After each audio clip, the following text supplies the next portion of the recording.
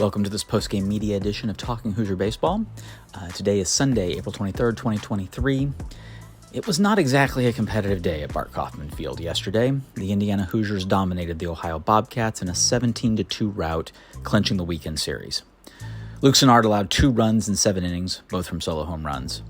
He produced a 1-2-3 inning in his final inning of work. Tyler Cerny drove in 6 on the day, including 2 home runs.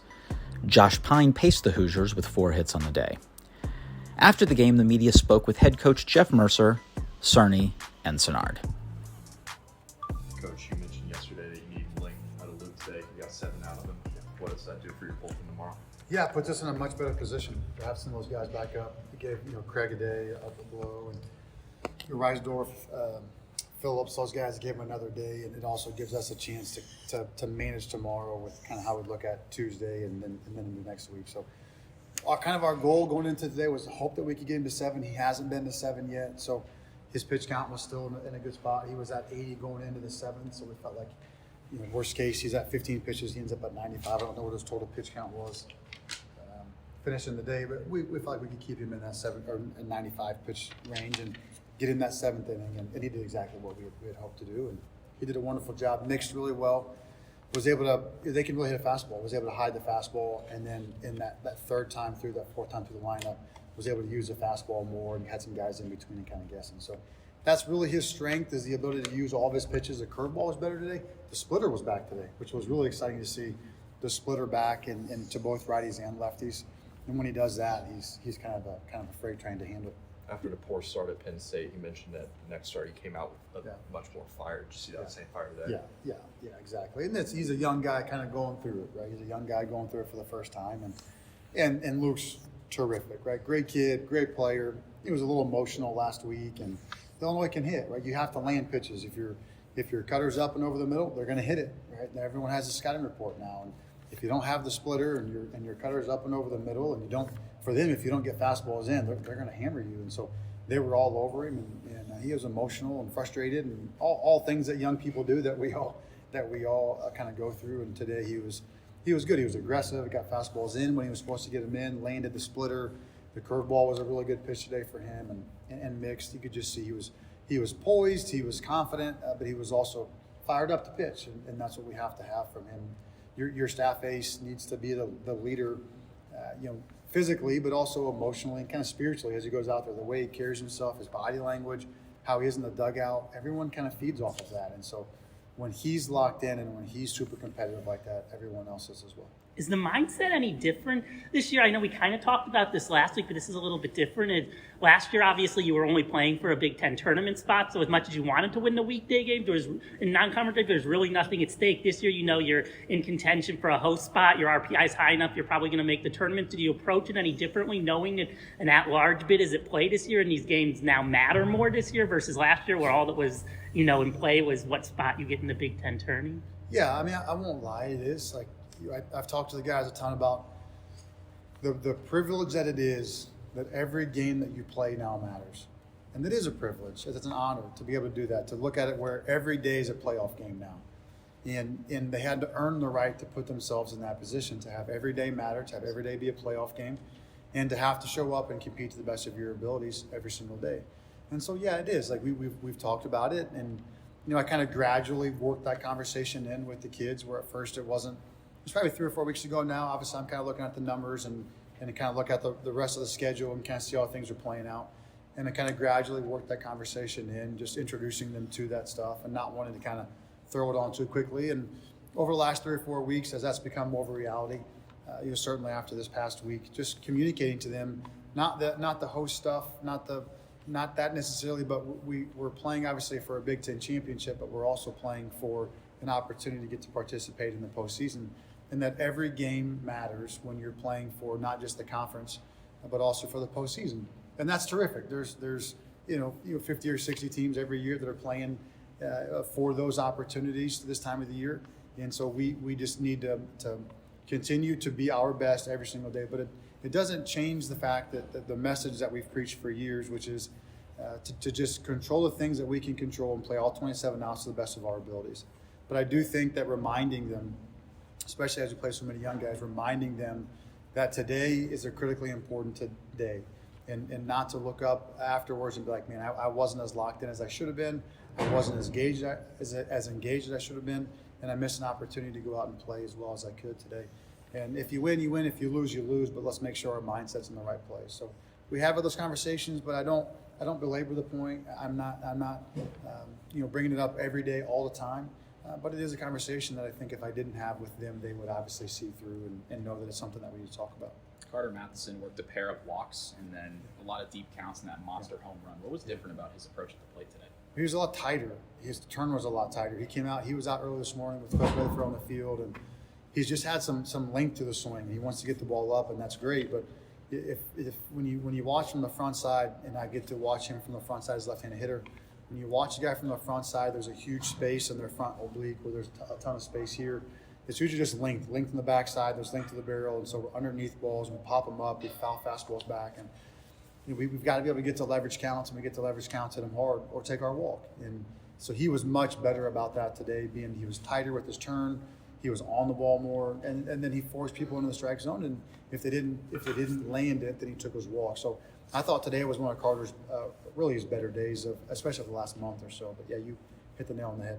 Your other sophomore, Josh Pyne, also had a phenomenal day. Yeah. What he seems to be gradually coming along better and better. What's happening there? Really the same thing, kind of the same thing. He was out early this morning as well, and guys want to get the ball in the air, and I want them to get the ball in the air, but we don't get the ball in the air by creating length on the backside, and that's always like the first thing that a young guy does is they almost like kind of drop their hands a little bit, or they open the front side up, and they lose the barrel in an attempt to get the ball in the air. And we kind of talked about it. It's like, Josh, you've got to trust your body to create your bat path and your flight trajectory, and be really tight up top. And Josh isn't a big guy. Like he's not 6'2", 6'3", 6'4".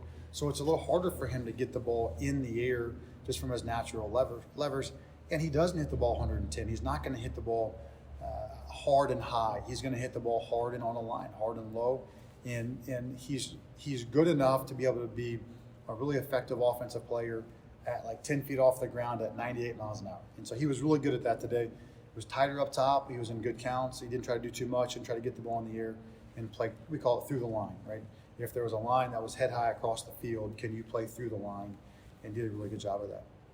Wind blowing out today, is there any element that you have to or is there any kind of conversation you have to have with the guys to make sure they aren't trying to just get the ball up in the air? Yeah, I didn't think we were very good. Kind of those middle 3 or 4 innings, we had 5 or 6 3-1 counts, 2-1 counts where we pop balls up, and you could tell obviously we were just trying to get the ball up in the wind, and it's just not good enough. And I know again, I'm sure they're rolling their eyes at me in there when I know we won by a lot, but we left a lot of opportunities.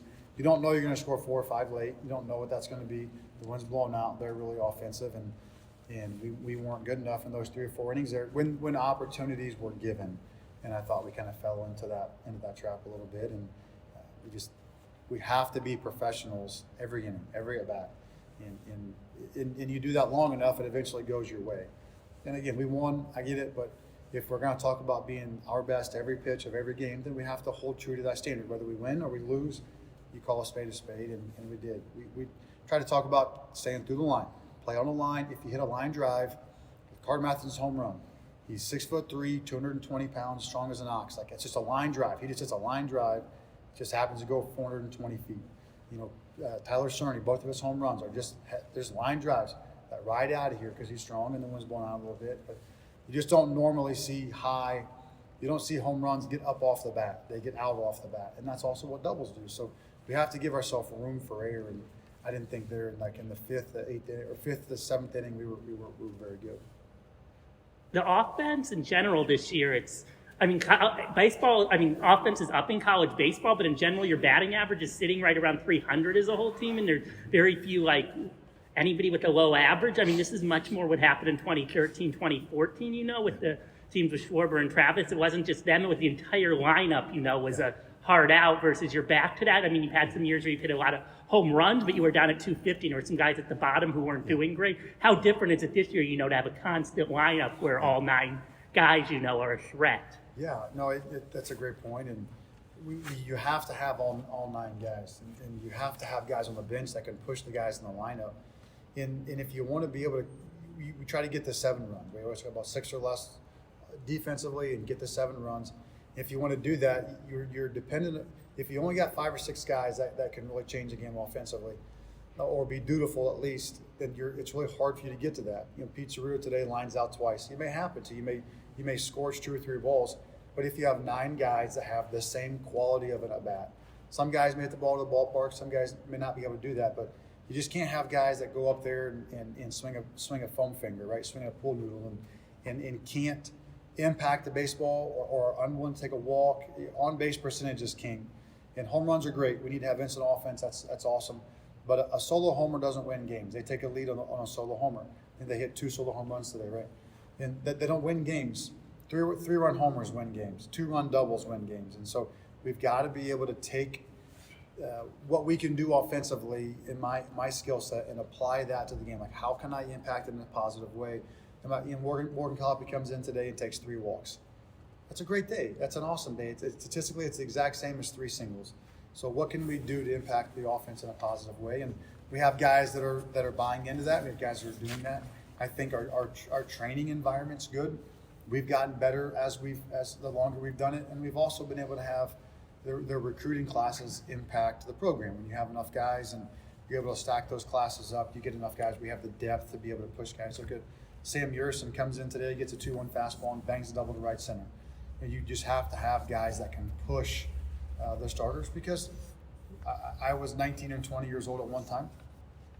Our mindset wanders, and sometimes we don't value success, and sometimes we don't value how hard it is to continue to have success. And so pressure is good, and the fear of keeping my job every day is a good thing as well. And then finally, you mentioned that the way the ball was launched, the angle too high. Do you think, obviously I was the only one at Illinois last week, but a couple of those Sunday kind of got Ray up there. Do you think that maybe what happened last Sunday at Illinois made him want to swing at some of those high pitches, thinking they could get out with the angle? Well, the guys that hit him last week Devin Taylor is a different human being. So, Glasser hit that ball pretty well to left center, but his was more in a line. He got it up and he spun it. So usually when you see guys that spin the ball the other way, the ball spins better the other way if the wind's carrying it, kind of like Cerny's ball to right field. But the one that Devin hit so high, he still hit 104 miles an hour. It's just there's very few people on earth that can hit a ball 104 miles an hour at like 35 degrees, right? This doesn't happen very often. So he's a unique case. Most guys that hit the ball up like that hit it 84, 85, and it's going to land at 330 feet to right center, and it's not going to get out of here. So, yeah, when somebody hits a homer, then all of a sudden it's like, if you like that, watch this. And I hit this, super high, majestic fly ball. The center fielder catches in the back pocket. We just got to stay through a line and just keep moving it along. The team clinched its 7th straight series victory. I know you've talked before about some things behind the scenes, but in this sort of, 7-week stretch, what has been the key sort of factor to that consistency, would you say?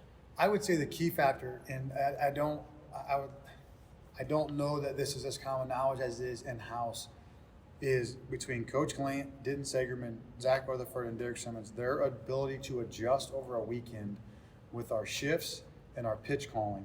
If you look at from a Friday to a Saturday, Sunday, now again, we have Sinnard on Saturday, so I understand that.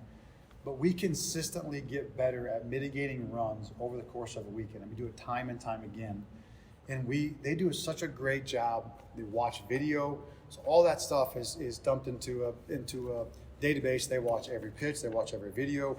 We get updated stats during the course of the weekend: what pitches landed, what didn't, what pitches got hit where. And so over the course of the weekend, we're able to shift more and more. We get more feel for it. Denton's able to pull all the data, all the stats, and apply that to Coach Glant's watching all the video. So I think, our ability to succeed over the course of a weekend is primarily due to our ability to adjust in real time over the course of a weekend to be better. We're typically better in every facet the longer we play somebody.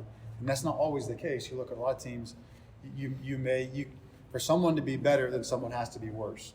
And so that means that there's a lot of teams that are unable to adjust, right? You have the same trick that continues to get guys out, or you play the same defensive alignments the whole time, right?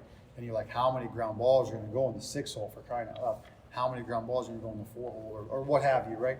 And so I think the assistant coach is doing an incredible job being very, very detail-oriented, very hardworking, in preparing the kids and put them in the right position to be successful.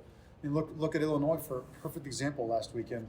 You know, the data says one thing, and that's different from a pitch calling standpoint than maybe what you have. And so we were able to make an adjustment after the first game to throw fastballs inside essentially. So if you look at how we pitched Keaton Anthony from Iowa, now he got hits, but he didn't do damage. So it was just like you feed him in and you feed him up. And it's like you're going to have to hit one of these two pitches. And so after the Friday night game, we were able to make an adjustment, and we really were able to limit them the rest of the weekend with just the adjustment of pitch calling and locations and sequences. If you look at the Friday game, and it's like, gee whiz, we threw, I think you were there, you threw your four of your better arms, you got hit, what are you going to do the rest of the weekend? It's like, we're going to go back and watch the video and make adjustments and make sure that we're executing pitches where we need to be at. So I think that's probably the primary reason as to why we've been able to have that success and win the weekends. And that's your job as a coach. Your job is to do your homework, to make adjustments, to coach them, and to get better over the course of the weekend. And I think those guys have done a wonderful job of that. Certainly not me. I'm not the one pouring through the notes. I'm the one asking, what do you think? And they're the ones making the decisions, and did a great job. Did the coaches use that sort of system as frequently last year? Well, yes and no. We have a different program that's really helped. We were able to kind of pick some guys' brains this past summer about what was coming out, what platforms. Essentially combined all the data, and gave it to us in a more easily decipherable or readable format, and that's really helped a ton. And it's given us some shifts, so you kind of have your straight up, you're kind of like your in between, and then your optimal shift. And then the second piece of that is we had most of it, but if you can't execute, then you're pitching out of shift, right? So Carl, you and I have talked about that. If I can have a great shift, but if I miss by the whole side of the plate, it's irrelevant. Now I've actually made it worse because I've got the second baseman, I got a right-handed hitter, I got the second baseman just to the right side of second base, shortstop's over, third baseman's straight up, first baseman's over. I've exposed the entire right side.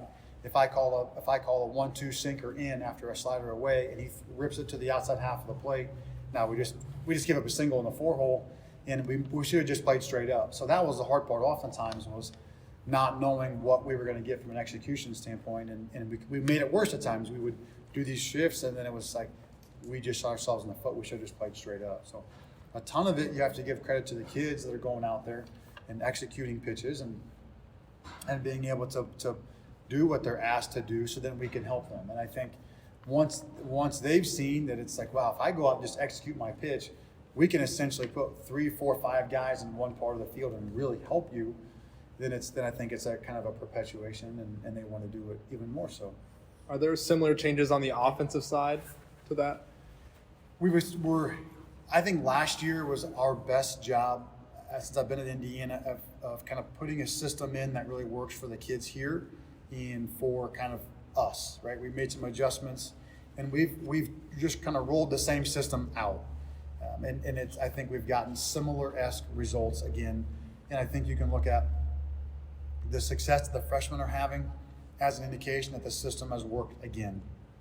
So I've actually given less information, or Zach has given less information to the hitters, more direct feedback or information to them that's more, I think, more applicable. So it's not a really super in-depth scouting report, and more video, out pitch by count, and then what we're going to have to do from a game plan standpoint to have success. So it's pretty similar offensively for the most part, and I think it's kind of ran its course kind of the way. Now, I would probably stay pretty close to where we're at kind of moving forward, but that's a really good question as well.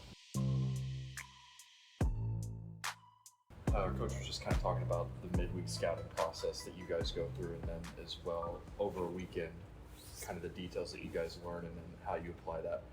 I guess in your perspective, you're in the lineup every day. How different is your approach and kind of the way you're seeing pitching Saturday and Sunday versus Friday? I think it's usually the same every day. You come to the field and prepare the same way.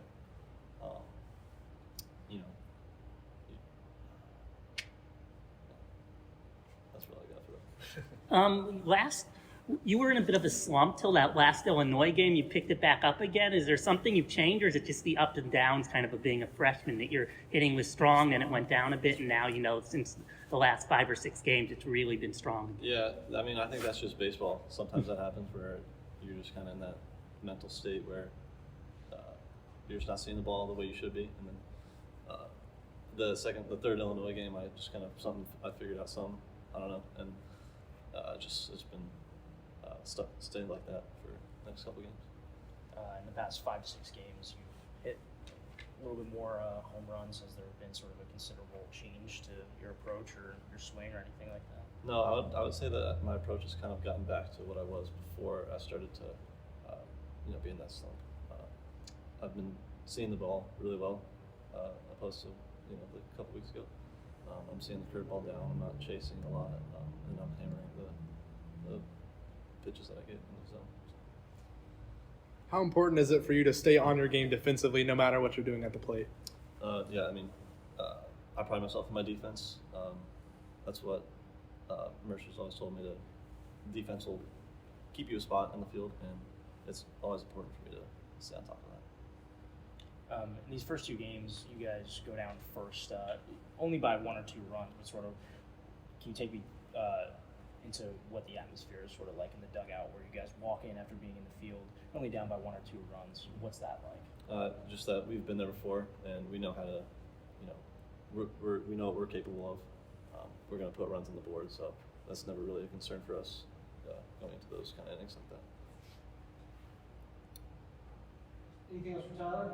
You've had and this isn't actually specifically for this game, but you've had a couple of you've been deployed in a couple of interesting shifts where you were really close to almost in being in the first base position, and you almost kind of have to communicate with Philip not Philip, but with Brock about who's going to get the ball. Can you kind of just walk me through some of those plays? Yeah.